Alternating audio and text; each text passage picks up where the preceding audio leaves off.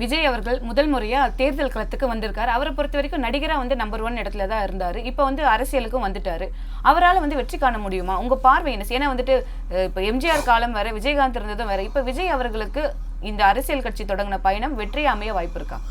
அது காலம் தான் முடிவு பண்ணணும். ஏன்னா வந்து எம்ஜிஆர் வந்தவர் வேறு. எம்ஜிஆர் வந்து டைரெக்டாக வரல. எம்ஜிஆர் வந்து ஒரு கட்சியினுடைய பிரதிநிதியாக வந்து அந்த கட்சியிலேருந்து பரிணமித்து வந்து முதலமைச்சர் ஆனார். அவர் வந்து ஒரு கோட்பாடோடு ஐக்கியமாக அங்கேருந்து வெளியே வந்தார். இவர் புதுசாக அப்போ தான் வரார். தான் ஒரு கட்சியை தொடங்குகிறேன், இன்னும் கூட கட்சியில் இன்னும் பொறுப்பாளர் கூட நியமிக்கலை. வெறுமனே வந்து தன்னுடைய ஆதரவாக வைத்து ஒரு மாநாடு நடத்திருக்கார், அவ்வளோதான்.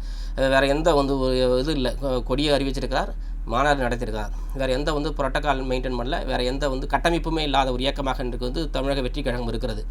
புரியுதுங்களா? அது வந்து எப்படி வந்து வரும் தேர்தலில் அவர்கள் சமாளிப்பார்கள் எனக்கு தெரியல. அது அரசியல் களம் வந்து வெறுமனே வந்து சாதாரண களம் இல்லை. எல்லாமே வந்து வெறும் பதட்டமான இருக்கக்கூடிய காலம் இந்த தேர்தல் களம் என்பது. அரசியல் என்பது ஒரு பெரிய வந்து நெருக்கடிக்குள்ளான இடம். அது சேருவாரி பூசுவார்கள். நல்லது பேசினாலும் கெட்டது பேசினாலும் சேருவாரி பூசக்கூடியவர்களும் இருக்க, நல்லது சொன்னால் சில பேர் வந்து அங்கீகரிக்கூட இருப்பாங்க. அப்போ இதையெல்லாம் உள்வாங்கக்கூடிய வந்து சகிப்புத்தன்மை விஜய்க்கு இருக்குதா என்னான்னு தெரியல. அது இருக்கணும். குறிப்பாக வந்து அது வந்து மக்களை வந்து சந்திக்கணும்.